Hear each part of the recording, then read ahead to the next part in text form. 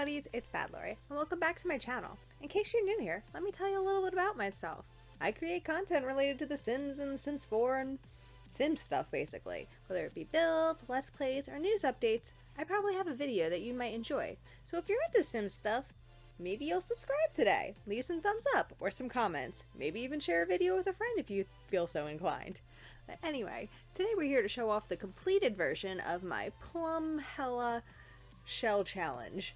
You may have seen the last video I did, it was a 30-minute version of it, where basically I just got the outside done, and I found it to be completely unacceptable and unreasonable for that to be my only version on the gallery for it. So I spent another, let's just say, about 12 hours decorating and cluttering up the space, and here's the video of it. Now, I would also like to throw out there for you, before you get into watching it, that because it is so long, I had to cut out a lot.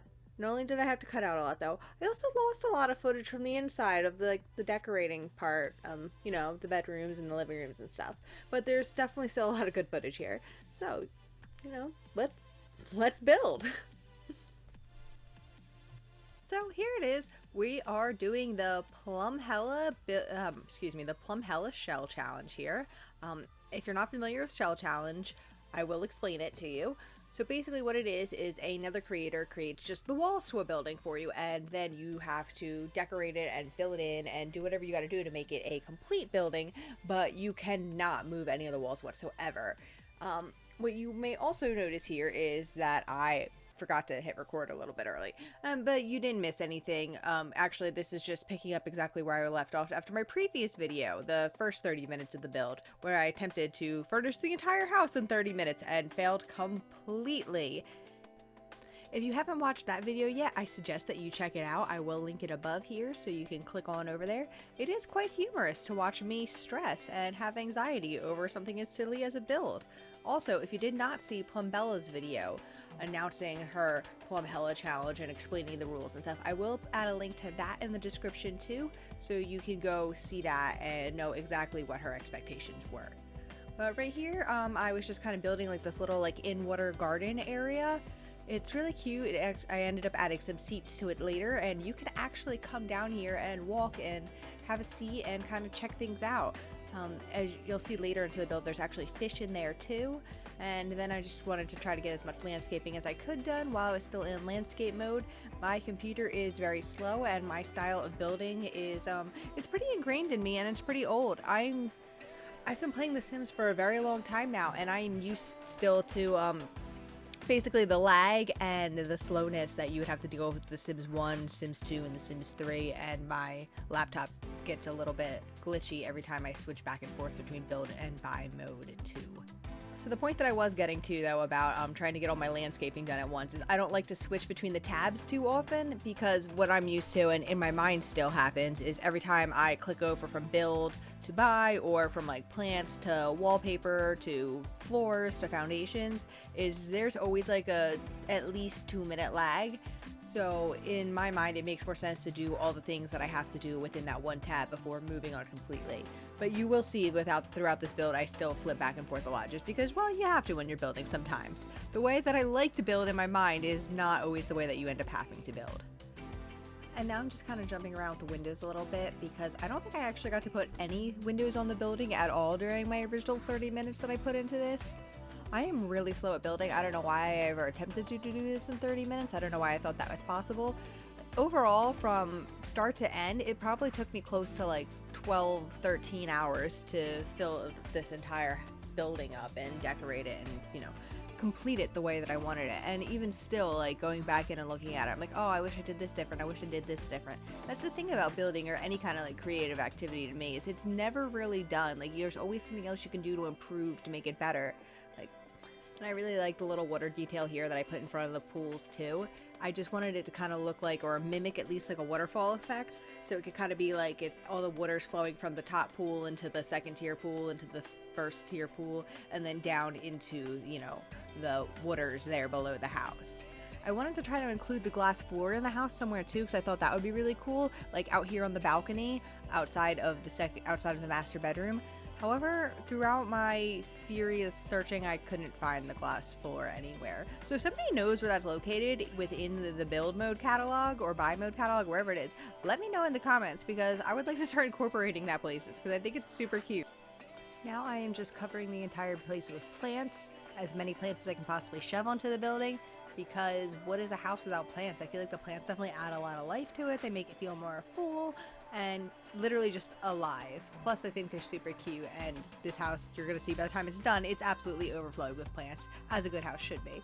And then these stairs absolutely killed me. Like they gave me such a headache by the time I was done doing them, just because there's that one block on the second floor that I couldn't get to go away, and I eventually had to end up doing some weird things and incorporating it into the bedroom. And now we're already back outside again, because I did so many jump arounds in this video, just because it literally took me forever to build it, and just simply speeding it up wasn't enough to make it short, so I had to cut around a lot too. Also, there's like a big chunk in the middle that I just lost, and I don't know what happened, and I'm really upset. Anyway, let's enjoy this in-wall aquarium while we have a chance, because I actually thought this was kind of neat and kind of cute. You can see it from the outside of the house, like it's like built into the window, and it's actually kind of the headboard of the bed in the master bedroom. Yeah, I know the rooms in this house are extremely tiny. I completely misestimated how big it was from the outside, so everything inside is really condensed, but it's okay. It makes it feel cozy, right? Yes, and then this boat was like the pain of my existence too, because everything that I tried to put on top of the water wanted to like float 1,000 feet above the water and not just sit on the water. But whatever, that's a story for a different day. And then the roof. I hate getting through the roofs too. Roofing makes me so frustrated, and yeah, that's about that. I don't want to talk about that anymore. Maybe we could talk about something else, like how I used this really big arbor to cover up the front of the house so it looks completely different, and now I kind of regret that too. But don't worry, I changed that before the end of the video to a different one, which I may or may not equally regret. I really love this little dock area that I included down here as well. It has a little sunbathing area. It has the little cliff rocks that you can jump off of, and the ladder as well, so you can potentially jump into the water, or excuse me, climb down into the water and swim away. I would like to point out though that those two features are the only two features I know of in this house that do not function, simply because the waters here are not actually swimmable depths. They are only walkable. Also, the ladder, the stairs are not actually on the same level as the deck. Technically they're below and they're raised up, so they look like they're there. So you can't actually swim here, but that's fine. You have a pool if you want to go swimming, or you could just, swim right off your property. I think this area looks like a super fun area to hang out though. It has the little drink tray, it's going to have a grill on it, it has the little kava bowl and also a sink so you can clean up after yourself too out there, and you don't have to make a mess or bring it back inside. I would imagine it would make some really cool like pictures from out there too. Plus you can get your suntan on, and what's better than that?